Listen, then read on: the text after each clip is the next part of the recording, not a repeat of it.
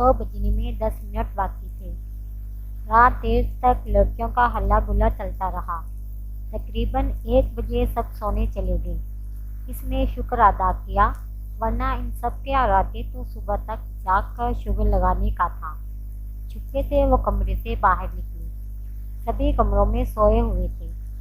बाहर हाल में सन्नाटा था। वो आगे पीछे दाएं बाएं देखते हुए आगे बढ़ी। कोशिश इसकी यही थी बिना कोई आवाज़ पैदा किए वो मेन स्विच तक पहुंच जाए, और 2 मिनट बाद वो मेन स्विच के सामने थी। बिस्मिल्लाह पढ़कर इसने चारों तरफ देखा, फिर तेजी से बटन ऑफ किया। पूरा घर अंधेरे में डूब गया। वो तेजी से चलकर घर के मेन गेट की तरफ आई और साइड पे होकर खड़ी हो गई। इसे ये डर भी था कहीं कोई लाइट वगैरह बंद होने की वजह से चेकिंग के लिए ना आ जाए।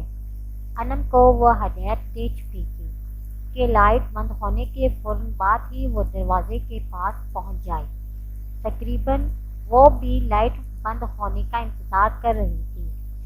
मेन गेट मेहमानों के आने जाने की वजह से खुला रखा गया था, वरना अमूमन बंद होता था। अनम सर पर सफ़ेद चादर डाले अपना स्याह बैग उठाए बिना कोई आवाज़ पैदा किए इसके पास आ गई। इसके बोलने के बजाय इशारे से काम लिया और अनम को बाहर चलने का इशारा किया। वो खुद आगे आगे चलने लगी। अनम इसके पीछे पीछे चल रही थी। भागते हुए वो चारों तरफ भी देख रही थी। कबीर से वो पहले ही राब्ते में थी। वो अपनी तरफ से तैयारी मुकम्मल कर चुका था और अब बाहर निकलने से पहले इसने कबीर को मैसेज किया था। जवाबन इसमें ओके लिखा था। 1 मिनट से कम वक्त में वो आगाज जान की हवेली से बाहर खड़े थे, जहाँ रोड था और सामने कबीर खड़ा था। वो टैक्सी वगैरह का इंतज़ाम शायद पहले ही कर चुका था, क्योंकि इनके आने से पहले वो टैक्सी वहीं मौजूद थी। इनके पास ज़्यादा वक्त नहीं था, इसलिए कोई अलविदाई इमोशनल गुफ्तगू नहीं हुई। बस कबीर ने इसे मुस्कुराते हुए थैंक यू कहा। इसने जवाबन इसे रास्ते में रहने के लिए कहा। अनम से भी वो गले मिली। वो दोनों टैक्सी में बैठकर हाथ के इशारे से इसे खुदाफिज कह रहे थे। नज़रों से उजल होने तक वह अंधेरे में इसी सुनसान सड़क पर खड़ी रही और फिर तेजी से अंदर आई और इसी एहतियात से एक बार फिर मेन स्विच तक आई। इसने लाइट ऑन कर दी। हर तरफ रोशनी फैल गई। इसने एक बार फिर चारों तरफ देखा और डरते भागते अपने कमरे तक आई। इसने सुकून का सांस लिया और बिस्तर पर लेट गई। फिर जाते हुए कि आने वाली सुबह एक बहुत बड़ा तूफान आने वाला है, वो सोना नहीं चाहती थी, लेकिन इसे नींद आ गई। सुबह इसे नरमीन जगाने आई थी। इसकी आवाज़ में हद से ज़्यादा घबराहट और परेशानी थी। वो तेज़ी से उठ बैठी। अनम कहीं चली गई। इशरत इसने तकरीबन रोते हुए इत्तला दी। फौरी तौर पर वो समझ ना सकी क्या बात हो रही है। फिर रात वाला सीन इसे याद आया और तब इसे याद आया आज के दिन बहुत बड़ा तूफान आना था। इसकी नींद पूरी नहीं हुई थी, फिर भी इसकी आंखें पूरी खुल चुकी थी। इसने तेज़ी से वॉशरूम में जाकर चेहरे पर पानी के छींटे मारे और नरमीन के साथ तकरीबन भागती हुई सीढ़ियाँ उतरने लगी। वो इसी घर का मंजिल था।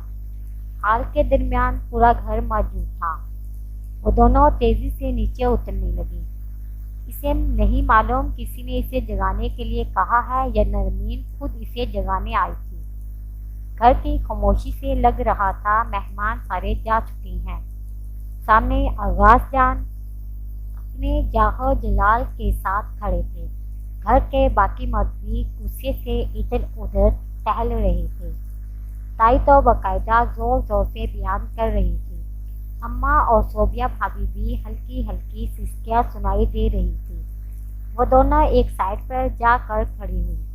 नरमीन काफ़ी घबराई हुई लग रही थी और अब इसे भी थोड़ी बहुत घबराहट हो रही थी, कहीं वो पकड़ी न जाए। मैंने इसे खुद जाकर देखा था। रात के 12 बजे अपने कमरे में थी। خاموش حال میں سعدیہ بھابھی کی روتی ہوئی آواز گونجی تو پھر گئی کہاں وہ آغاز جان زور سے چلائی۔ ان کی آواز دیواروں سے ٹکرا کر واپس پلٹ آئی۔ خدا جانے میری انم کہاں چلی گئی۔ تائی دہاڑے مار مار کر رو رہی تھی۔ خاموش، اگر تم نے پہلے اس پر نظر رکھی ہوتی تو آج ہم سب کو یہ دن نہ دیکھنا پڑتا۔ آغاز جان تائی پر برس پڑے۔ اتنا بڑا گھر ہے، اتنے سارے لوگ تھے، اسے کیسے وہ نکل گئی اور کسی نے اسے دیکھا تک نہیں۔ یہ دلاور تھا جو غصے سے آگ بگولا ہو رہا تھا۔ اسکندر ایک طرف ہاتھ باندھ کر کھڑا تھا اور ایک دو بار اسے غصے سے گھور بھی چکا تھا۔ اسے نہیں لگتا تھا اسکندر کو اس پر شک ہوگا، وہ عادتاً اسے غصے سے گھورتا رہتا تھا۔ آغاز جان، کیا ہم پولیس میں رپورٹ درج نہیں کروا سکتے؟ دلاور نے اسے مشورہ دیا، جس پر آغاز جان مزید بھڑک اٹھے۔ نہیں بے وقوف، یہ گھر کی بات ہے، پولیس تک جائے گی تو پورے شہر اور گاؤں میں ہماری ناک کٹ جائے گی۔ کچھ دن بعد الیکشن بھی شروع ہونے والے ہیں، اس لیے یہ بات زیادہ نہیں پھیلنی چاہیے۔ آغاز جان کی آواز میں غصے کے ساتھ ایک شرمندگی بھی تھی جو صرف وہ دیکھ رہی تھی۔ ہمیشہ دوسروں کو نیچے دکھانے والا آغاز جان آج خود کسی سے نظریں ملانے کے قابل نہیں رہے تھے۔ وہ دل ہی دل میں اپنی جیت پر مسکرا رہی تھی۔ آغاز جان کی جھکی ہوئی نظریں اور شرمندگی کا سوچ کر اسے بہت خوشی ہو رہی تھی۔ تم دونوں میری شکل کیا دیکھ رہی ہو؟ جا کر ڈھونڈو اس بدذات کو۔ اب وہ دلاور اور اسکندر سے مخاطب تھے۔ وہ کہیں مل جائے تو گولی مار دینا اسے، انہوں نے حتمی انداز میں کہا۔ تائی کا رونا اور زیادہ ہو گیا۔ وہ آغاز جان کے اصول جانتی تھی۔ اس خاندان میں بھاگی ہوئی لڑکی کی سزا موت ہوتی تھی، اور وہ ایک بار پھر مسکرا رہی تھی۔ آغاز جان کے پنجرے سے جو پرندہ اڑ گیا، اب وہ ان کی شکاریوں کو نہیں ملنے والا تھا۔ صبح سے دن اور دن سے شام ہو گئی، پھر رات بھی ہو گئی۔ ڈھونڈنے والے خالی ہاتھ واپس آ گئے۔ انم کا کوئی سراغ اسے نہیں ملا۔ آغاز جان اپنے سارے اثر و سراغ استعمال کر کے دیکھ لیے، لیکن یہاں وہ بری طرح بے بس تھے۔ ان کے اندر خون ابل رہا تھا، لیکن کچھ نہیں ہو سکتا تھا۔ دوسرے دن سب لوگ ایک دوسرے سے نظریں چرا کر گھر کے کام کر رہے تھے۔ گھر میں ایک خاموشی تھی۔ دلاور اور اسکندر اور آغاز جان کے کچھ خاص آدمی دوسرے دن بھی انم کو ڈھونڈتے رہے، لیکن وہ کہیں نہ ملی۔ آغاز جان کے لیے یہ بہت بڑی بے عزتی تھی۔ وہ مسلسل غصے میں سب کو ڈانٹ رہے تھے۔ تائی کو انہوں نے اب رونے سے بھی منع کر دیا تھا، اور اس گھر میں کسی کو انم کا نام لینے کی بھی اجازت نہ تھی۔ آغاز جان انم کے بھاگنے کا ذمہ دار تائی کو قرار دے رہے تھے، اور وہ بار بار انہیں ڈانٹ کر کہہ رہے تھے، یہ سب اس کی ڈھیل کا نتیجہ ہے۔ انم نے دوسرے دن بھی اس سے کوئی رابطہ نہیں کیا۔ اس کے پاس جو کبیر کا نمبر تھا وہ پاکستان کا تھا، جو لندن سے کام نہیں کرتا تھا۔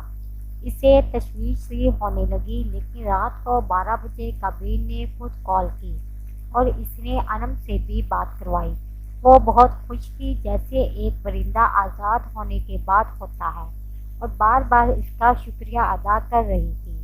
انم کو گھر کے حالات جاننے کا بڑا تجسس تھا۔ اس نے سارے حالات بتا دیے، اور یہ بھی کہ اب سب اسے ڈھونڈ ڈھونڈ کر تھک چکے ہیں، اس لیے اب گھر میں آغاز جان اس کے حوالے سے کوئی بھی بات کرنے سے سب کو منع کر دیا۔ وہ انم سے کافی دیر تک باتیں کرتی رہی۔ انم والے واقعے کو 4 دن گزر چکے تھے۔ گھر میں خاموشی تھی۔ جو طوفان آیا وہ اپنے خوفناک اثرات چھوڑ گیا۔ اب کوئی کسی سے بات نہیں کرتا تھا۔ تائی نے تو کمرے سے نکلنا ہی چھوڑ دیا تھا۔ آغاز جان بھی شرمندے سے رہتے اور گھر سے باہر کم ہی جاتے تھے۔ اپنا رعب اور دبدبا ثابت کرنے کے لیے وہ گھر کی عورتوں پر پہلے سے بھی زیادہ سختی کرنے لگے تھے۔ نرمین کو اس پر شک تھا۔ وہ کئی بار اس سے باتیں کرنے کی کوشش بھی کرتی رہی لیکن اس نے ٹال مٹول سے کام لیا۔ لیکن جب مسلسل نرمین اس سے پوچھتی رہی کیا تم نے انم کو گھر سے نکالا ہے تو اس نے صاف کہہ دیا۔ نرمین اسے کافی دیر تک حیرت سے دیکھتی رہی۔ کیوں کیا تم نے ایسا کیوں کیا؟ انم کسی اور سے شادی کرنا چاہتی تھی۔ نرمین نے جلدی سے جا کر دروازہ بند کیا۔ آج جب وہ بتانے کے موڈ میں تھی تو وہ سب کچھ جاننا چاہتی تھی۔ تو تم نے کیسے نکالا اسے یہاں سے؟ اس نے نرمین کو 7-8 جملوں میں ساری سٹوری سنائی۔ انم اس کی کارکردگی پر گھورتی رہی۔ بے وقوف لڑکی، اگر آغاز جان یا تایا جان کو پتہ چلا تو وہ گلا کاٹ دے گا تمہارا۔ اس نے بے نیازی سے سر جھٹکا اور موبائل پہ گیم کھیلنے لگی۔ مجھے بہت ڈر لگ رہا ہے عشرت، اگر کسی کو پتہ چلا تو کیا ہوگا؟ اس نے نرمین کو روتے ہوئے بھی دیکھا، پھر خود اس کے آنسو بھی پوچھ ڈالے۔ زیادہ سے زیادہ کیا کریں گے؟ مار دیں گے مجھے؟ ویسے بھی جو زندگی ہم یہاں پر جی رہے ہیں موت اس سے مشکل تو نہیں؟ جملے کے اختتام پر وہ خود بھی اداس ہوئی۔ نرمین نے اسے گلے سے لگایا۔ تم پلیز کبھی یہ بات اپنے منہ سے نہ نکالنا، امی کو بھی نہ بتانا، کہیں اس کی زبان سے سب کے سامنے کوئی ایسی ویسی بات نہ نکل جائے۔ نرمین نظروں سے دیکھتی رہی، ہدایت کر رہی تھی۔ اب اتنی بھی بے وقوف نہیں ہوں آپی۔ نرمین اس کی تسلی کے باوجود ڈرتی رہی۔ اگر اسے پہلے معلوم ہوتا کہ وہ ایسا کوئی قدم اٹھانے والی ہے تو وہ اسے ایسے کرنے ہی نہیں دیتی۔ اب کیا وہ نہیں جانتی آغاز جان تو وہ کس طبیعت کے انسان ہے؟ جب تک انم والا معاملہ سلجھ نہ جائے وہ چین سے نہیں بیٹھیں گے، اور اگر انہیں ذرا بھانک پڑ گئی کہ اسے بھگانے والی عشرت کا ہاتھ ہے تو وہ اسے موقع پر گولی مار دیں گے۔ وہ کافی ڈر رہی تھی اور اسے جس بات کا ڈر تھا وہی ہوا۔ صوبیہ بھابھی ان دونوں کو بلانے آ گئی کہ آغاز جان انہیں بلا رہے ہیں۔ یا اللہ خیر! ان دونوں نے گھبرا کر ایک دوسرے کو دیکھا اور اپنے دوپٹے درست کر کے نیچے آ گئی۔ ایک بار پھر 4 دن پہلے والی عدالت لگی ہوئی تھی۔ سارے گھر والے اکٹھے تھے۔ آغاز جان نے ان دونوں کو غصے سے دیکھا لیکن وہ دونوں سعدیہ بیگم کو دیکھ رہی تھی جو رو رہی تھی۔ اس نے بھگایا ہے میری بیٹی کو۔ عظمیٰ تائی نے جب روتے ہوئے انگلی اس کی طرف اشارہ کیا تو اسے لگا پورے ہال کی چھت اس پر آگ گری ہو۔ نرمین نے صدمے سے اسے دیکھا۔ سارے گھر والوں نے نظریں اسی کی طرف اٹھا دی۔ اس کا گلا سوکھ گیا۔ اس قدر مہارت سے کیے گئے منصوبے کا پکڑے جانا اس کے لیے حیرت کا باعث تھی۔ وہ سوچ بھی نہیں سکتی تھی اس کی چوری اتنی جلدی پکڑی جائے گی، اور اب اسے یقین تھا وہ مر جائے گی۔ لیکن جب آغاز جان نے اگلا سوال کیا تو وہ کچھ اجل گئی۔ کیا کہہ رہی ہے عظمیٰ؟ انہوں نے گرجدار آواز کے ساتھ اسے دیکھا۔ سب نے سوالیہ چہرے اسی کی طرف تھے۔ اسکندر بھی اسے دیکھ رہا تھا، لیکن آج اس کی نظروں میں غصہ نہیں تھا، گھبراہٹ تھی، بالکل ویسے گھبراہٹ جو نرمین اور سعدیہ بیگم کی آنکھوں میں تھی۔ یعنی کہ یہ ایک معاملہ تھا جو ابھی تک حل نہیں ہوا۔ کسی کو یقین نہیں تھا، یہ صرف شک تھا تائی کو اس پر۔ یہ آپ کیا کہہ رہے ہیں آغاز جان؟ کیا میں ایسی حرکت کر سکتی ہوں؟ دنیا جہان کی معصومیت اپنے چہرے پر سجا کر وہ اس انداز میں بولی کہ آغاز جان جہاں 100% اس پر شک تھا وہ بھی کنفیوز ہو گئے۔ جھوٹ مت بولو کمبخت لڑکی، تو نے ہی بھگایا ہے انم کو۔ تائی تیزی سے کھڑی ہوئی اور اس کے سامنے آ کر چلانے لگی۔ کیا ثبوت ہے آپ کے پاس؟ کس بنیاد پر آپ اتنا بڑا الزام لگا رہی ہیں مجھ پہ؟ اس کا لہجہ اعتماد سے بھرپور تھا اور غلط ہونے کے باوجود ایسے ریئیکٹ کر رہی تھی جیسے اس پر الزام لگایا جا رہا ہو۔ میں نے خود دیکھا ہے تمہیں، تم بار بار اس کے کمرے کے چکر لگا رہی تھی۔ تائی پھوٹ پڑی تھی۔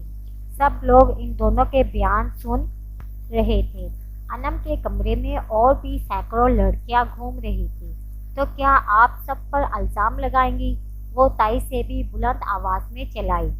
तेरे करतूत मैं अच्छे से जानती हूँ। मुझे यकीन है तूने ही ये सब किया है। आपके यकीन पर कुछ नहीं होगा। अगर सबूत है तो सामने लाएं, नहीं तो मुझ पर इतना बड़ा इल्जाम ना लगाएं। वो इन्हें दफा में चिल्ला रही थी। ठीक है, तो यही बात है तो तुम कुरान शरीफ पर हाथ रखकर कहो। ताई के इस जुमले पर एक पल के लिए पूरे हाल में सन्नाटा छा गया। खुद वो भी हैरान होकर इन्हें देखने लगी। इसने मदद तलब नजरों से इधर उधर देखा कि शायद कोई ताई को रोक ले, लेकिन सब खामोश थे। उस्मा ठीक कह रही है। अब सच झूठ का फैसला कुरान शरीफ पर हाथ रखकर होगा। इसकी आखिरी उम्मीदों पर भी पानी फिर गया जब फिरोज ताया भी ताई के हक में बोल पड़े, और बाकी सबकी निगाहें भी यही कह रही थी कि वो ताई के फैसले पर मुतफक है, और अपने दुपट्टा दुरुस्त करके नीचे आ गई। एक बार फिर 4 दिन पहले वाली अदालत लगी हुई थी। सारे घर वाले इकट्ठे थे।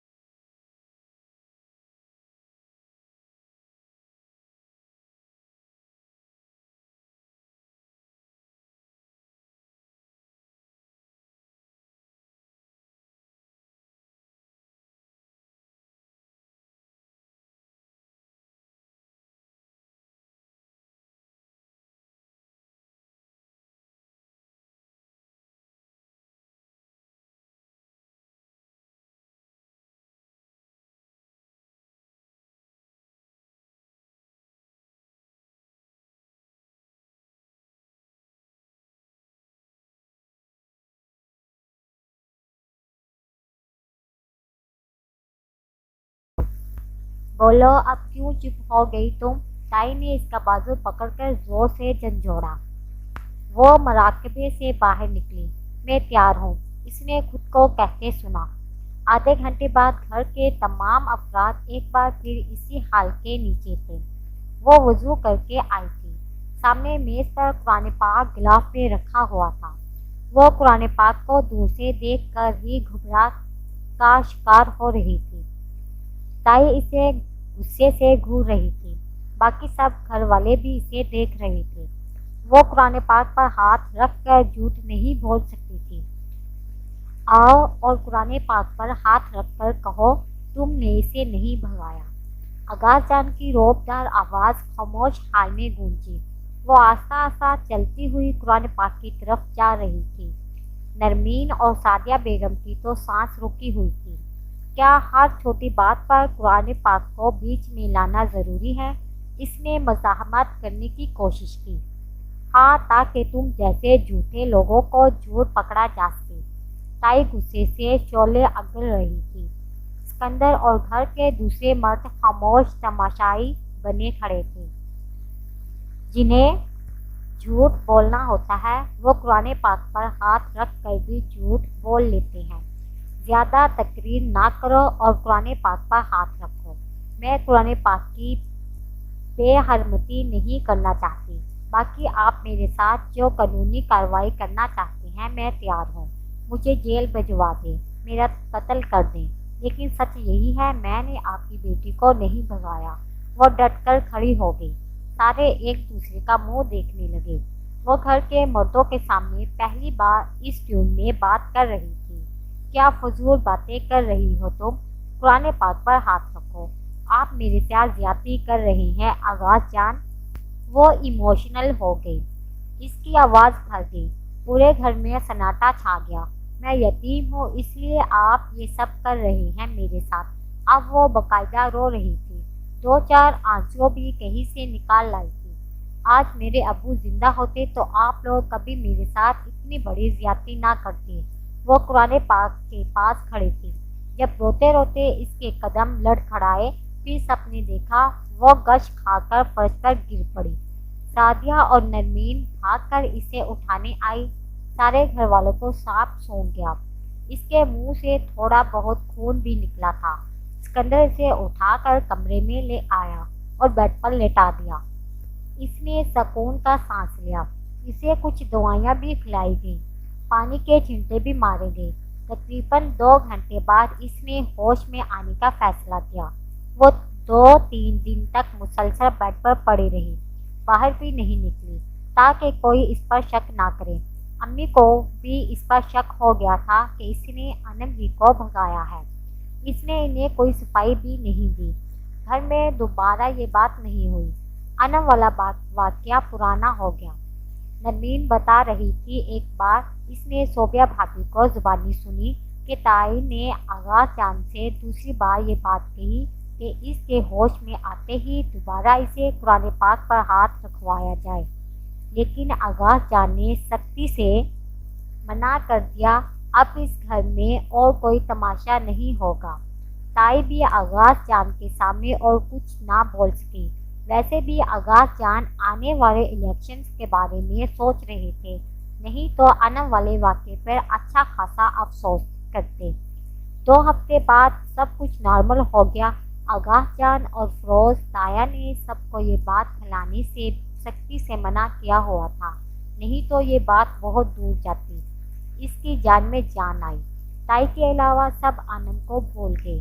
اس کا ذکر دوبارہ وہی نہیں ہوا۔ زندگی ایک بار پھر پہلی بار روٹین میں لوٹ آئی۔ اس دوران تائی نے اس سے بات کرنا بالکل ختم کر دیا، بلکہ سعدیہ بھابھی کو بھی منع کر دیا کہ عشرت کا نہ کوئی کام کرنا نہ اس سے بات کرنا۔ انم اور کبیر سے اس کا رابطہ ہوتا رہتا تھا۔ وہ لوگ آن لائن اپنی نئی زندگی کی تصویر شیئر کرتے رہتے تھے۔ انم بہت خوش تھی اور ہر بات پہ اس کا شکریہ ادا کرتی رہتی۔ زویا نے اسے کال پر ہی کمپیوٹر کلاسز کے شروع ہونے کی اطلاع دی اور اس نے بنا کسی وقفے کے اگلے دن سے آنے کی حامی بھر لی۔ تم آغاز جان سے پوچھ تو لو۔ پوچھنا کیا ہے، میری زندگی ہے، میں جو چاہے کروں، اس نے 2 ٹوک انداز میں کہا تھا۔ اگر اسکندر برا مان گئے تو مناتا رہے، مجھے کوئی فرق نہیں پڑتا۔ اچھا سن، میرا سارا سامان تمہارے یہاں پڑا ہے، کل صبح لازمی یہاں سے لیتے آنا۔ لیکن عشرت تم پلیز ایک بار اپنے گھر بتاؤ تو صحیح، نہیں تو بہت بڑا تماشا ہوگا۔ زویا ابھی تک اسی ٹاپک پہ کھڑی تھی۔ اوکے میں بات کرتی ہوں۔ پتہ نہیں اس نے اتنی جلدی حامی کیسے بھر لی۔ سب سے پہلے اس نے نرمین کو یہ بات بتائی۔ اس نے صرف اتنا کہا تھا، آغاز جان تمہیں کبھی اجازت نہیں دیں گے، اور جب یہ بات امی کے سامنے کی تو وہ حسب تفریق بھڑک اٹھے۔ تم جیسی الحق لڑکی میں نے آج تک نہیں دیکھی، بڑی مشکل سے انم والے معاملے سے زندہ بچی ہے اور اب ایک نیا تماشا شروع کر دے۔ مجھے سمجھ نہیں آ رہا آپ لوگ ہر بات پہ اتنا ڈرتی کیوں ہیں۔ اس نے نرمین اور سعدیہ بیگم دونوں کی طرف بیک وقت دیکھا اور مجھے سمجھ میں نہیں آتا تم آغاز جان اور فروز بھائی جان سے ڈرتی کیوں نہیں۔ سعدیہ بیگم دانت چبا کر غصے سے اس سے احساس دلا رہی تھی۔ آغاز جان خدا نہیں خواہ سر پر چڑھایا ہوا ہے آپ لوگوں نے سارے مردوں کو۔ تو نے جو کرنا ہے کر، میں نے تمہیں جنم دیا ہے، اس کی سزا تو ملے گی نا مجھے۔ سعدیہ بیگم زور سے اس کی پیٹھ پر ایک جھاپڑ لگا کر باہر نکل گئی۔ وہ ایموشنل بلیک میل نہیں ہونے والی تھی۔ رات کو جب آغاز جان گھر واپس آئے تو وہ کھانے کے بعد فوراً ان کے پاس چلی گئی۔ وہ اپنے جہل و جہال کے ساتھ تخت پر بیٹھے غرور سے سر تانے ہوئے تھے۔ اسکندر بھی ان کے پاس بیٹھا تھا۔ ان دونوں کے درمیان کوئی سیاسی گفتگو چل رہی تھی۔ احتیاطاً اس نے دوپٹہ سر پر لے لیا تھا اور چہرے پر دنیا جہان کی معصومیت سمیٹ کر وہ آغاز جان کے پاس چلی گئی۔ مجبوری تھی، یہ تو کرنا تھا۔ دونوں نے اپنی بات ادھوری چھوڑ کر اسے دیکھا۔ اسکندر کی ناک پر ہمیشہ کی طرح اسے دیکھ کر غصہ آ گیا۔ اس نے بنا کسی تہمت کے اپنے آنے کا مقصد آرام سے آغاز جان کے گوش گزار دیا اور وہ کسی مینڈک کی طرح خدک کر اپنی جگہ سے اٹھے۔ تمہیں پتہ ہے تم کیا کر رہی ہو؟ وہ گرج کر بولے۔ جی آغاز جاننا، اس نے تحمیل سے جواب دیا۔ اسکندر کی گھوڑیوں کی پرواہ کیے بنا، تمہارا دماغ تو ٹھیک ہے؟ انہوں نے دانت چبا کر اسے دیکھا۔ جی آغاز جان، اس نے اسی تحمل سے جواب دیا، جس سے آغاز جان مزید بھڑک اٹھے۔ دفع ہو جاؤ یہاں سے۔ وہ کچھ پل کھڑی انہیں گھور کر دیکھتی رہی، پھر خاموشی سے پیچھے چلی گئی۔ اسکندر بھی اس کے پیچھے پیچھے آیا تھا۔ تم ہوش میں تو ہو؟ وہ اس کے ساتھ ساتھ چل رہا تھا اور اسے غصے سے دیکھ رہا تھا۔ وہ بنا اس کی طرف دیکھے تیز تیز چلتی ہوئی اپنے کمرے کی طرف جا رہی تھی۔ ہوش میں ہوں تبھی تو چل رہی ہوں، بکواس نہ کرو، دانت توڑ دوں گا تمہارے۔ وہ تیزی سے چلتے چلتے رک گئی۔ اس نے اسکندر کی طرف دیکھا۔ دانت توڑو؟ وہ ہاتھ باندھ کر کھڑی ہو گئی۔ وہ اسے کچھ حیرت اور بے بسی کی کیفیت میں دیکھتا رہا اور پھر اس نے مٹھیاں بیچ لی۔ توڑ دو دانت میرے، لیکن اس سے تم میرے دل کی آواز کبھی نہیں دبا سکتے۔ وہ چلا اٹھی۔ تم جانتی ہو اس گھر کے اصول، اب اس عمر میں باہر جا کر کمپیوٹر کورسز کرو گی تم؟ 1000 مردوں کے سامنے، وہ بھی چلایا۔ میں نہیں مانتی اس گھر کے تھرڈ کلاس اصول، جہاں سانس لینے کی بھی پابندی ہو۔ اور اس گھر کے اصول صرف عورتوں پر ہی کیوں لاگو ہوتے ہیں؟ اس وقت کہاں تھے یہ اصول جب تم امریکہ گئے تھے؟ وہ بنا کوئی لحاظ کیے مقابلے بازی پر اتر آئی۔ میری بات اور ہے، میں مرد ہوں۔ وہ بے بسی سے چلایا۔ تو یہ ہے تمہارا اور آغاز صاحب کی مردانگی کہ اس گھر کی عورتوں پر زندگی تنگ کر دو؟ یہی سیکھ کر آئے ہو امریکہ سے؟ میری غیرتی نہیں سیکھی میں نے، اور نہ ہی بےغیرتی برداشت کروں گا۔ میں تم سے بحث نہیں کرنا چاہتی، اس لیے میرے منہ نہ لگو تمہیں یہ بغاوت بہت مہنگی پڑے گی۔ عشرت جمال، وہ دانت چبا کر دھمکی دینے والے انداز میں بولا، اور وہ بنا اس کی کسی بات کو اہمیت دیے کمرے میں آئی۔ اس گھر کے مردوں کو بلیک میلنگ، ظلم اور دھمکی دینے کے علاوہ اور آتا ہی کیا تھا؟ لیکن کمپیوٹر کلاسز میں وہ ایڈمیشن لے کر ہی رہے گی۔ اس نے تہیہ کر لیا اور اب بنا اس کو بتائے چوری سے کلاسز لینے جائے گی، اور یہی بات اس نے رات کو زویا کو بھی بتا دی۔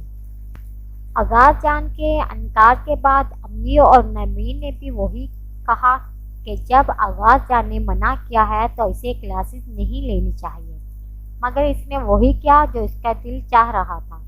آغاز جان اور اسکندر کی دھمکیوں کو ہوا میں اڑا کر اگلے دن وہ کلاسز لینے پہنچ گئی۔ وہ روزانہ صبح زویا کے گھر تک جاتی اور پھر وہیں سے کمپیوٹر کلاسز لینے کے لیے اپنے ساتھ لے جاتی۔ گھر کے باقی عورتوں نے شاید ہی اس کی یہ روٹین نوٹ کی ہو، لیکن کسی نے کہا کچھ نہیں۔ مردوں کے جانے کے بعد وہ چلی جاتی تھی اور ان کے آنے سے پہلے ہی واپس آ جاتی۔ تائی اس دوران اسے مسلسل اگنور کر دیتی یا غصے سے گھور نہیں دیکھتی۔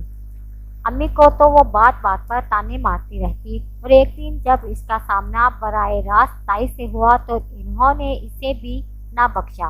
میرے سامنے یہ ڈھونگ ذرا کم کیا کر، میں جانتی ہوں انم کو تو نے ہی بھگایا ہے، اور اس دن تو ڈرامہ کر کے بچ گئی، لیکن جلد ہی تیری اصلیت سامنے لاؤں گی۔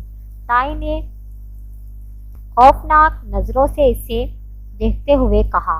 وہ پہلو بچا کر وہاں سے نکل آئی۔ تائی کو اس کے بارے میں 100% یقین تھا کہ انم کو بھگانے میں اسی کا ہاتھ ہے، اور اس بات کے چلتے انہوں نے ایک رات امی سے کہا، سعدیہ کسی خوش فہمی میں نہ رہو کہ تمہاری آوارہ بیٹی کو میں اسکندر کے لیے قبول کر لوں گی۔ میں اسکندر کے باپ سے بات کر کے جلد ہی سارے رشتے ختم کر دوں گی۔ یہ بات اسے نرمین سے پتہ چلی۔ اس کے سر سے جیسے بوجھ اتر گیا، لیکن امی نے رو رو کر اپنا برا حال کر دیا تھا، اور اسے باتیں سنانے کے علاوہ وہ کئی بار اس پر ہاتھ بھی اٹھاتی، لیکن اس کے لیے اسکندر کی نسبت سے آزاد ہونے کی خوشی ہی اتنی تھی کہ وہ امی کی کسی بات کو برا نہ مناتی۔ کمپیوٹر کلاسز لیتے ہوئے اسے 1 ہفتہ ہونے کو تھا جب ایک دن اسکندر نے اسے زویا کے ساتھ دیکھ لیا۔ وہ زویا کی گاڑی میں تھی اور گاڑی ریڈ سگنل ہونے کے بعد روڈ پر کھڑی تھی، اور اس کے بالکل لیفٹ سائیڈ پر اسکندر کی گاڑی آ کر رک گئی۔ نادانستہ طور پر ادھر ادھر دیکھتے ہوئے ان دونوں کی نظریں ایک دوسرے سے ٹکرائی۔ پھر اس نے فوراً منہ دوسری طرف کر کے دوپٹے سے چہرہ چھپا لیا اور زویا کو چپکے سے ٹھسکا لگایا، جلدی گاڑی نکالو یہاں سے۔ کیا ہوا؟ زویا نے ہیڈ فون کان سے نکالے۔ وہ لیفٹ سائیڈ پر اسکندر کی گاڑی، اس نے سرگوشی کے انداز میں کہا۔ زویا نے ادھر ادھر دیکھا، پھر اسکندر کو دیکھ کر فوراً گاڑی وہاں سے نکالی اور دوسری طرف موڑ دی۔ ان لوگوں کو لگا وہ اسکندر کو بہت پیچھے چھوڑ آئے ہیں، لیکن اس کی گاڑی اچانک سے ان کی گاڑی کے سامنے آ کر رک گئی۔ زویا نے فوراً بریک لگائی، اگر نہ لگاتی تو کار ٹکرا جاتی۔ وہ اپنی گاڑی کا دروازہ کھول کر جب اپنی لمبی قد اور رعب دار شخصیت سے باہر نکلا تو وہ دونوں گھبرا گئے۔ وہ سیدھے اسی کی طرف آیا اور اس کی سائیڈ والی ونڈو کھول کر اس کا ہاتھ پکڑ لیا، غصے سے باہر کھینچا۔ زویا منہ کھول کچھ شرمندگی کے عالم میں اسے دیکھ رہی تھی۔ یہاں کیا کر رہی ہو تم؟ ہاتھ چھوڑو میرا، سب دیکھ رہے ہیں یہاں۔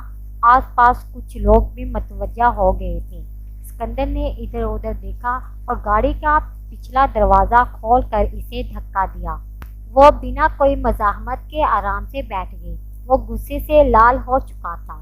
اس کی شرمندگی اور خوف اب ختم ہو چکی تھی۔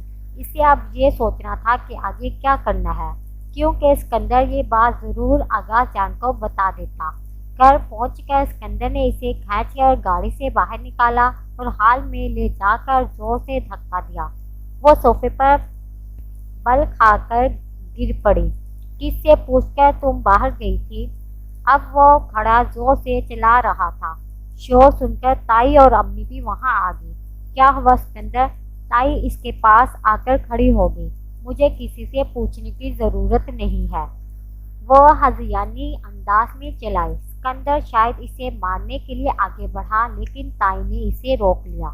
दफा करो इसे, आओ तुम पानी पियो, छोड़ो मुझे, आज मैं इसकी सारी अकड़ निकालता हूँ।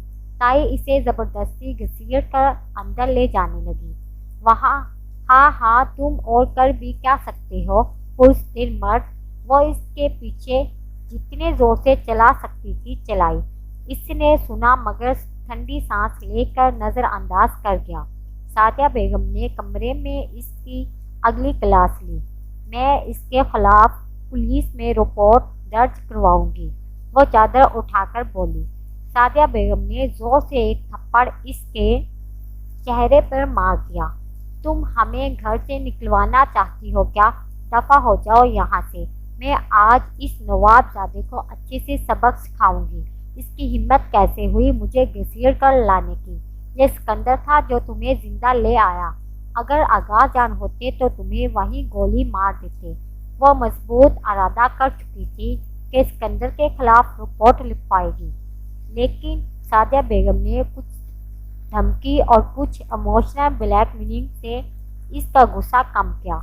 लेकिन सिकंदर के लिए इसके दिल में जो नफरत थी, इसमें मजीद इजाफा हो हुआ था। इस दौरान अच्छी बात यह हुई आगाह जान घर पे नहीं थे, इसलिए इनको कभी इस बात का इल्म ही नहीं हो सका। आने वाले दिनों में इसने क्लासेस को स्टॉप कर दिया था, लेकिन वो इस तरह घुट घुट कर नहीं जीना चाहती थी। इसने हमेशा से ख्वाहिश थी वो इस पिंजरे से बाहर निकलकर आज़ाद हो सके। अनम के साथ इसने वीडियो चैट हुई थी, जिस पे इसने अपनी प्रेगनेंसी की खुशखबरी सुनाई। वह हकीकत ये जानकर खुश हुई और सबसे ज़्यादा खुशी इसे अनम को खुश देखकर हुई। घर पे किस कदर डरी सहमी सी रहने वाली लड़की आज़ाद होकर किस कदर खुश थी। इसने अनम को कुछ घर की तस्वीरें भी भेजी और इसे मौजूद हालात से आगाह किया। अमूमन रात को वो सुकून के लिए छत पर आती थी, जहाँ कोई नहीं होता था। ठंडी हवा चल रही थी और यहाँ आकर वो सुकून महसूस कर रही थी। नीचे घर का आंगन नजर आता था और मेन गेट भी। इस वक्त वो जोया से कॉल पे बात कर रही थी। सच में इशरत, तुम कमाल करती हो जो ऐसे माहौल में सांस ले रही हो। चलो आज तो तुम भी मान गई, नहीं तो तुम भी हमेशा कहती रहती थी कि मैं इसके साथ अच्छा सलूक नहीं करती। वो कुछ दुखी अंदाज में मुस्कुराई। क्या तुम सच में सारी जिंदगी इसी घर में गुजारोगी? कभी नहीं, मुझे यहाँ से जाना है बहुत दूर। मैं अपनी ज़िंदगी ऐसी छोटी सोच के लोगों के साथ नहीं गुजार सकती।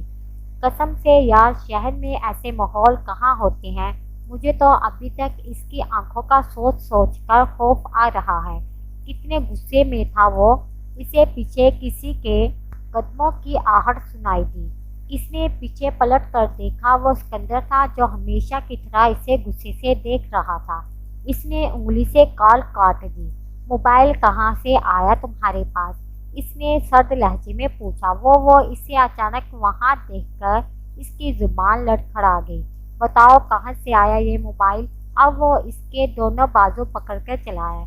एक तो ये बार बार मेरे हाथ ना पकड़ा करो। वह अपने हाथ छुड़ाते हुए बेरहमी से बोली, तुम मेरे होने वाली बीवी हो, जो चाहे करूं। तुम्हारा ये ख्वाब ही रह जाएगा। बात को बदलो मत। बताओ ये मोबाइल कहाँ से आया और कब से इस्तेमाल कर रही हो? वो इसके हाथ से मोबाइल छीन कर बोला, सिकंदर मोबाइल मुझे दो। Shut up.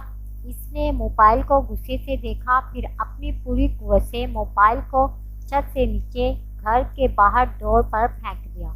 वो इसे बेबसी और शाह की कैफियत में देखती रह गई। इसे यकीन नहीं आया वो ऐसे कुछ कर सकता है। जलील इंसान, तुम्हारी जुर्रत कैसे हुई मेरा मोबाइल फेंकने की? वो गुस्से और बेबसी से चलाई। इसकी आवाज़ भर गई। शुक्र करो तुम्हारा मोबाइल फेंका है, नहीं तो तुमने जो हरकत की है इस पे तुम्हारा कत्ल बनता है। वो कुछ बेबसी के आलम में इसे देखती रह गई। अब बताओ ये मोबाइल कहाँ से आया और किससे बात कर रही थी तुम? इसने गुस्से भरी सांस खींच की और दोनों हाथ सीने पे बांध कर मुतमईन होकर इसे देखने लगी। ये मोबाइल मुझे समर ने दिया था और मैं इसी से बात कर रही थी। ہم دونوں ایک دوسرے سے محبت کرتے ہیں اور جلد ایک دوسرے سے شادی کریں گے۔ وہ اسے تکلیف دینے کے لیے جھوٹ بولے جا رہی تھی۔ اسکندر نے غصے سے اپنا آسمان کی طرف بلند کیا اور روک دیا۔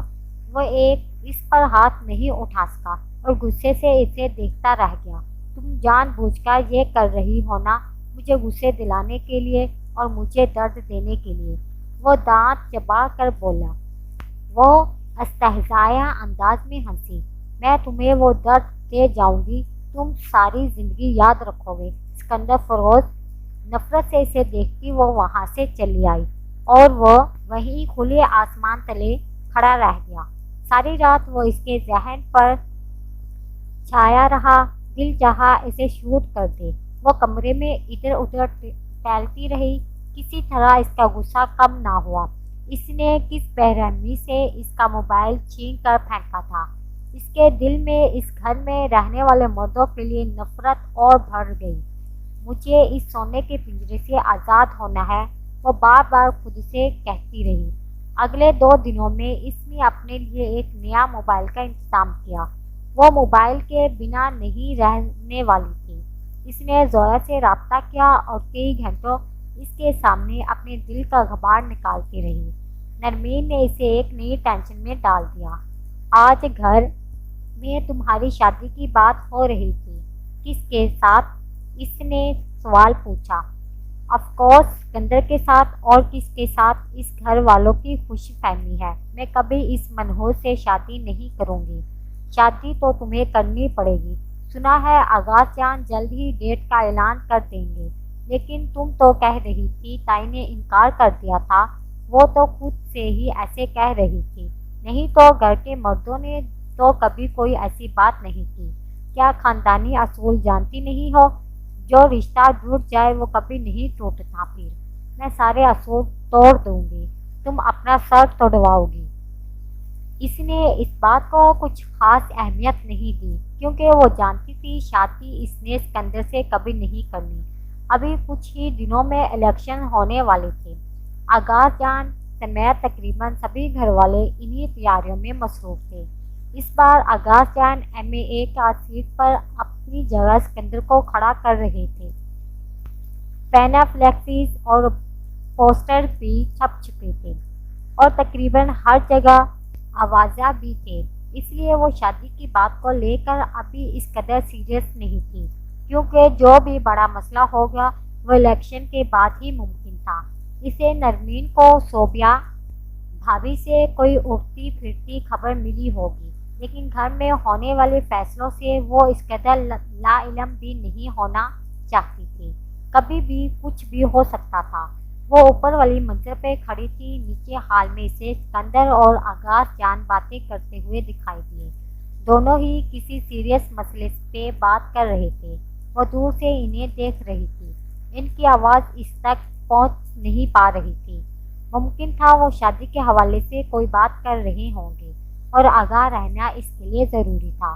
وہ چپکے سے نیچے آئی اور ہال کے پیچھے حصے کی طرف پلر کے پیچھے چھپ کر کھڑی ہو گئی۔ اب ان کی آواز واضح آ رہی تھی۔ وہ اسی جگہ چھپ کر کھڑی تھی جہاں سے وہ اسے نہیں دیکھ سکتے تھے، لیکن وہ انہیں اچھے سے دیکھ رہی تھی۔ الیکشن سمجھداری کا کام ہے، پیار محبت کا۔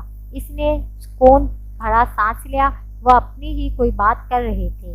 بس یہی 1 مہینہ ہے، اس میں لوگوں کے سامنے ذرا چھپ جاؤ، پھر باقی کے 5 سال سر اٹھا کر جینا، اس نے آغاز جان کو کہتے سنا۔ پھر اس نے جانے کے لیے قدم آگے بڑھائے، لیکن اچانک ایک خیال آنے پر رک گئی۔ اس نے ہاتھ میں موجود موبائل کا کیمرہ آن کیا اور ویڈیو ریکارڈ پر کلک کر دیا۔ یہ ویڈیو اس کے بہت کام آ سکتی تھی۔ عوام کا کیا ہے، انہیں بیوقوف بنانا کون سا مشکل ہے۔ پورا سال بیٹھ کر کھاؤ، علاقے میں کوئی کام نہ کرواؤ، بس الیکشن سے پہلے آخری سال 1-2 سڑکیں پکی کرواؤ، یہ عوام تمہارا غلام بن جائے گا۔ آغاز جان کی یہ باتیں اور کچھ ایسی باتیں اس نے کیمرے میں ریکارڈ کر لی۔ یہ بہت قیمتی ویڈیو تھی جو آنے والے وقتوں میں اس کے بہت کام آ سکتی تھی۔ دوسروں کا ویڈیو بناتے بناتے اس کا خود کا ویڈیو وائرل ہو گیا۔ اسے یقین نہیں آیا یہ کیسے ہوا، کب ہوا اور کیوں ہوا؟ ایک بے یقینی سی کیفیت تھی، اس سے اپنے چاروں طرف دھماکے ہوتے ہوئے محسوس ہو رہے تھے۔ اسکندر نے ایک زناٹے دار تھپڑ اس کے چہرے پر لگایا تھا اور اس کے کان سن ہو گئے۔ آنکھوں کے سامنے اندھیرا چھا گیا۔ ہال میں پورا خاندان کھڑا تھا۔ دیکھو دیکھو کیا ہے یہ؟ اسکندر نے اپنا موبائل اس کی آنکھوں کے سامنے لہرایا۔ پھٹی آنکھوں سے موبائل اسکرین پہ چلنے والی ویڈیو کو بے یقینی سے دیکھا۔ وہ سب کب اور کیسے ہوا؟ وہ اسی کی ویڈیو تھی جہاں وہ ڈانس کر رہی تھی۔ وہ انم کو مہندی پہ کسی کمرے میں لڑکیوں کے ساتھ ڈانس کر رہی تھی۔ کسی بچے یا کسی لڑکی نے اس کی ویڈیو بنا لی اور اب وہ ویڈیو پورے سوشل میڈیا پہ وائرل ہو کر ٹاپ ٹرینڈ بن چکی تھی۔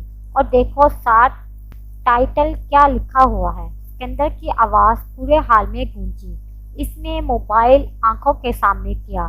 آغاز جان کی پوتی مجرا کرتے ہوئے اور اسے لگا پوری چھت اس پر آ گری ہو۔ دوسروں کا ویڈیو بناتے بناتے عشرت کا خود کا ویڈیو لیک ہو گیا۔ اسے یقین نہیں آیا یہ کیسے ہوا، کب ہوا اور کیوں ہوا۔ ایک بے یقینی سی کیفیت تھی، اسے اپنے چاروں طرف دھماکے ہوتے ہوئے محسوس ہو رہے تھے۔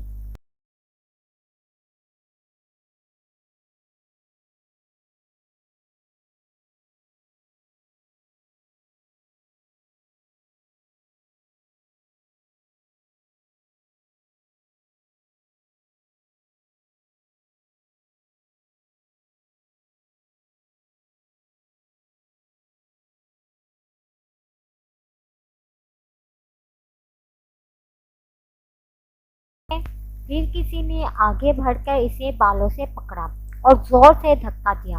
وہ فرش پر منہ کے بل جا کر گری۔ وہ آغاز جان تھے جو اب غصے سے اسے لات مار رہے تھے اور گالیاں بھی دے رہے تھے۔ وہ وہیں بے حسد پڑی تھی۔ سعدیہ بیگم اور نرمین دور کھڑی رو رہی تھی۔ صوبیہ بھابھی اور تائی بھی تماشائی بنے کھڑے تھے۔ کسی میں اتنی ہمت نہیں تھی وہ آغاز جان کا ہاتھ روک سکے۔ بے حیا، بے غیرت، آج میں تمہیں زندہ نہیں چھوڑوں گا۔ وہ کافی دیر تک اسے بالوں سے پکڑ پکڑ کر مارتے رہے اور وہ وہیں پتھر بنی پڑی رہی۔ پھر شاید وہ خود ہی تھک گئے۔ انہوں نے اسے چھوڑ دیا۔ اسے نہیں یاد اس کے بعد کیا ہوا، کیونکہ اس کے بعد وہ بے ہوش ہو گئی تھی اور اس نے جب آنکھیں کھولی تو وہ ایک اندھیرے کمرے میں بند تھی جہاں چاروں طرف کباڑ کا پرانا سامان تھا۔ وہ حیرت اور بے یقینی سے اپنے ہاتھوں کے زخموں کو دیکھتی رہی۔ اس کے بال الجھے ہوئے تھے اور جسم کا انگ انگ درد کر رہا تھا۔ اسے اپنے زندہ ہونے پر حیرت تھی۔ وہ بڑی دیر تک ادھر ادھر دیکھتی رہی، کچھ سوچا نہیں۔ ایک بار پھر بے ہوش ہو گئی۔ وہ مسلسل 3 گھنٹوں تک اسی تہہ خانے میں قید تھی۔ اسے اندھیرے اور کباڑ خانے سے وحشت سی ہونے لگی۔ جب کچھ ہوش میں واپس آئی تو اسے باہر نکلنے کا خیال آیا۔ بھاگ کر دروازے تک گئی لیکن دروازہ باہر سے بند تھا۔ وہ بہت دیر تک دروازے کو کھٹکھاتی رہی، روتی رہی، چیخ چیخ کر سب کو آوازیں دیتی رہی لیکن کوئی نہیں آیا۔ وہ تھک کر پھر سے وہاں آ کر بیٹھ گئی۔ سامنے سوراخوں والی کھڑکی تھی جہاں سے کچھ روشنی اندر آ رہی تھی۔ وہ وہیں اس کھڑکی کے پاس بیٹھ گئی۔ اس نے سر کو دیوار سے ٹیک لیا اور کچھ اداسی سے باہر دیکھنے لگی۔ کچھ گھنٹوں پہلے والا واقعہ تو وہ قیامت تک نہ بھول پاتی۔ اتنا بڑا طوفان ٹوٹا تھا اس پر۔ مسلسل 7 گھنٹے وہ وہیں اسی تہہ خانے میں بھوکی پیاسی پڑی رہی۔ اب رات ہو چکی تھی، ہر طرف اندھیرا پھیل چکا تھا اور وہ اندھیرے میں بیٹھی تھی۔ بس روشن دان سے لکیر کی صورت میں تھوڑی روشنی اندر داخل ہو رہی تھی۔ اسے خوف بھی آ رہا تھا، وحشت بھی ہو رہی تھی۔ پھر کوئی کھڑکی کے پاس آیا۔ وہ قدموں کی آہٹ محسوس کر کے کھڑکی کی طرف بھاگی۔ وہ صوبیہ بھابھی تھی اور اس کے لیے کھانا لے کر آئی تھی۔ بھابھی پلیز مجھے یہاں سے نکالیں، وہ روتے ہوئے کہہ رہی تھی۔ تم جانتی ہو عشرت میں ایسے نہیں کر سکتی۔ یہ لو کھانا لو۔ وہ کھڑکی کی سوراخوں کے نیچے کھانا اسے دے رہی تھی۔ مجھے کھانا نہیں کھانا، بس مجھے یہاں سے نکال لو پلیز۔ وہ صوبیہ کے سامنے ہاتھ جوڑ رہی تھی۔ صوبیہ نے کچھ بے بسی سے اسے دیکھا اور کھانا رکھ کر چلی گئی۔ وہ پیچھے سے انہیں آوازیں دیتی رہ گئی۔ کھانا وہیں پڑا رہ گیا۔ وہ روتی رہی، سوراخوں کو کھینچتی رہی۔ رات کو دوسرا پہر بھی ختم ہو گیا۔ نہ وہ سوئی اور نہ ہی کھڑکی کے پاس سے ہٹی۔ یہ وہ تہہ خانہ تھا جس میں اس نے امی کو بھی ایک بار بند کیا گیا تھا۔ یہ اسے نرمین سے معلوم ہوا۔ کسی غلطی کے لیے آغاز جان نے انہیں بھی یہی سزا دی۔ اس وقت شاید وہ بہت چھوٹی تھی۔ امی پورے 1 مہینے تک اسی تہہ خانے میں بند رہی اور آج یہ وقت اس پر آیا تھا جیسے ماضی ایک بار پھر سے پلٹ کر اس کے سامنے آئی ہو۔ رات کے 2 بجے نرمین اور امی بھی ڈرتے ڈرتے اس کے پاس آئیں اور کافی دیر تک اسے سرگوشی میں کہتی رہیں کچھ۔ امی نے اپنی قسم دے کر اسے کھانا بھی کھلایا تھا۔ وہ آغاز جان اور گھر کے باقی مردوں سے چھپ کر آئی تھی، اس لیے کافی ڈر رہی تھی اور بہت کم وقت ہی اس کے پاس رہی۔ اسے اکیلا وہاں ڈر لگ رہا تھا۔ وہ چاہتی تھی وہ دونوں وہاں سے نہ جائیں، لیکن ان کی مجبوری بھی وہ اچھے سے سمجھ سکتی تھی۔ اگلے دن بھی وہ اسی تہہ خانے میں پڑی رہی۔ جانے کب اس کی سزا ختم ہونی تھی۔ اس نے تو باہر جانے کی خواہش ہی اب ترک کر دی تھی۔ یہ دوسری شب کے تیسرے پہر کا واقعہ تھا، جب اسے باہر کھڑی سے کچھ فاصلے پر ایک ہیولا دکھائی دیا۔ وہ اندھیرے میں نظر نہیں آ رہا تھا۔ وہ نہیں جانتی تھی وہ کون ہے، شاید تائی تھی یا دلاور بھائی جو یہ دیکھنے آئے تھے کوئی اس سے ملنے تو نہیں آتا، لیکن اس کے باوجود امی اور نرمین تقریباً روزانہ رات کو چھپ کر اس کے پاس آتی تھی اور اس سے باتیں کرتی، اسے احساس دلاتی وہ بے جان پتھر کی طرح سب سنتی رہتی۔ وہ ہیولا اور سیاہ اس کا بھی تھا، اسے روزانہ دکھائی دیتا، شاید کوئی پہرا لگا رہا ہو، اس کی نگرانی کر رہا ہو۔ تقریباً 1 ہفتے تک وہ وہیں سڑتی رہی۔ اس کے بال بکھرے ہوئے تھے، چہرہ دھول اور گندگی سے اٹا ہوا تھا، کپڑوں سے بدبو آ رہی تھی، ہونٹ اور آنکھیں بنجر ہو چکی تھی۔ جب 7واں دن وہ آیا، چلو باہر آؤ، وہ سکندر تھا جو اس کا دل چاہا وہیں اس شخص کا گریبان پکڑ کر اسے قتل کر دے۔ وہ اپنی جگہ سے ہلی بھی نہیں اور نہ ہی اس شخص کی طرف دیکھا۔ چلو اٹھو، میں کہہ رہا ہوں۔ وہ اب اسے جھنجھوڑ رہا تھا۔ اس نے پلٹ کر اس شخص کو دیکھا۔ اس کی آنکھوں میں اس وقت نفرت سے بھر کر کچھ تھا جو وہ دیکھ نہ سکا۔ مجھے یہیں رہنے دو، اسی میں تم لوگوں کی بہتری ہے۔ اس کی آواز دھیمی مگر سرد تھی۔ او چلو تم۔ وہ غصے سے اس کا ہاتھ کھینچنے لگا، بنا اس کی دھمکی کی پرواہ کیے۔ اگر میں یہاں سے باہر گئی تو تمہارے زندگی میں طوفان لے کر آؤں گی، پچھتانے کے لیے بھی تمہارے پاس وقت نہیں ہوگا۔ اس نے نفرت بھری نظروں سے سکندر کو دیکھا۔ وہ بھی اس کی سرخ آنکھوں میں دیکھتا رہا، پھر آنکھیں چھٹک کر اس کا ہاتھ پکڑ کر اسے تہہ خانے سے باہر لے آیا۔ اس کی سزا اتنی جلدی کیسے ختم ہو گئی اور تہہ خانے سے اسے اتنی جلدی کیوں نکالا گیا تھا؟ اس سوال کا جواب اسے باہر آ کر ملا تھا۔ آغاز جان 2 دن بعد تمہارا اور سکندر کا نکاح کرنا چاہتے ہیں۔ نرمین نے اسے گھر میں داخل ہوتے ہی یہی اطلاع دی۔ اس نے کوئی جواب نہیں دیا۔ ہاں البتہ وہ آغاز جان اور سکندر فروز کی کرم نوازیوں کی وجہ سمجھ رہی تھی۔ تم کچھ بولو نا۔ وہ پھر بھی کچھ نہ بولی اور بیڈ پر جا کر سو گئی۔ پچھلے 1 ہفتے سے وہ جس اذیت میں رہی، اس کا اندازہ اس دنیا کا کوئی انسان نہیں کر سکتا تھا۔ وہ اس سب کو برا خواب سمجھ کر جھٹک نہیں سکتی تھی۔ وہ بھیانک حقیقت اب اس کی زندگی کا حصہ بن چکے تھے اور گزرے لمحے آنکھوں کے سامنے چل رہے تھے۔ تھوڑی دیر بعد امی کمرے میں آئیں۔ نکاح کی بات انہوں نے بھی ریپیٹ کی اور کچھ نصیحتیں بھی کی، جسے اب اسے آگے کیا کیا کرنا ہے، کیسے سر جھکا کر گھر کے مردوں کے فیصلوں کو تسلیم کرنا ہے اور کس قدر سنجیدگی سے اپنی ذمہ داریاں نبھانی ہے۔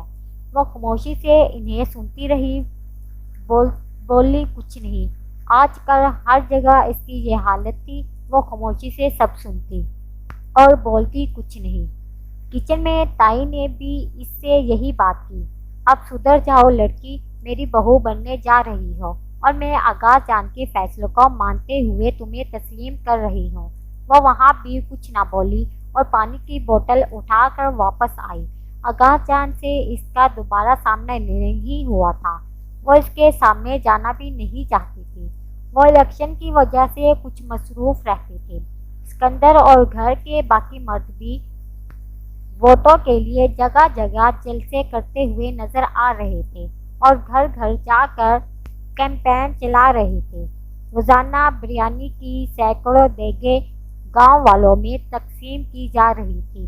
ووٹ بینک بڑھانے کے لیے آغا جان کی مخالفت بھی ایک پرانی تکڑی پارٹی کھڑی تھی، اس لیے اس بار انہیں کچھ زیادہ ہی محنت کرنی پڑ رہی تھی اور گھر کی عورتیں سب کچھ بھلا کر نکاح اور شادی کی تیاریوں میں لگی تھی۔ کوئی شاپنگ کر رہا تھا، کوئی گھر کو سجا رہا تھا اور وہ بنا کسی کی طرف متوجہ دیے سب کچھ خاموش سے دیکھ رہی تھی۔ جس دن امی اور تائی اسے شاپنگ کے لیے لے کر گئی تھی، اس دن بھی وہ خاموش رہی، یہاں تک کہ اس کے لیے کپڑے بھی نرمین اور صوبیہ بھابی نے پسند کیے۔ اس نے اپنی کوئی پسند ناپسند نہیں بتائی۔ کوئی اس کے ماتھے پر جھومر لگا کر دیکھ رہا ہے، کوئی گلے میں ہار اور کوئی سر پر دوپٹہ رکھ کر چیک کر رہا تھا۔ وہ خود کو وقت پر چھوڑ چکی تھی اور اپنے وقت کا انتظار کر رہی تھی۔ انہیں وہاں سے گھر لے جانے کے لیے اسکندر آیا تھا۔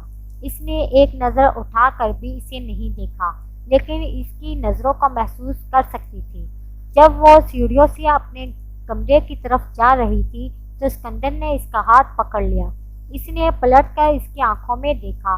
بہت غرور تھا اس کی آنکھوں میں، جسے کچھ جیت جانے کے بعد ہوتی ہے۔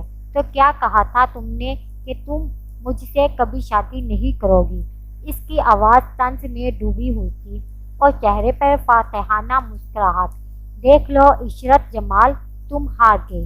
اس نے ہونٹ بھینچ لیے، جسے برداشت کرنے کی کوشش کر رہی ہو۔ بس 2 دن اور، پھر تم میری ملکیت ہو۔ گہوا اس کا ہاتھ پکڑے کھڑے تھا۔ بے احتیاط اس کی نظر اس کے ہاتھ کی طرف گئی جہاں سفید پٹی بندھی ہوئی تھی۔ لگتا تھا کوئی زخم ہے۔ یہ پٹی اس نے کچھ روز قبل جب وہ اسے تہہ خانے سے نکالنے آیا تھا تب بھی دیکھی تھی۔ کیمپین ہے دوران شاید اس کی کسی سے لڑائی ہوئی ہوگی اور اکثر اسے جھگڑے کرتا رہتا تھا۔ وہ اس سے اپنا ہاتھ چھڑوا کر اوپر کمرے میں چلی آئی۔ اس کا ذہن ویران تھا۔ وہ خشک آنکھوں سے سب کچھ دیکھ رہی تھی۔ کوئی نہیں جانتا تھا اس کے دل میں کیا چل رہا ہے۔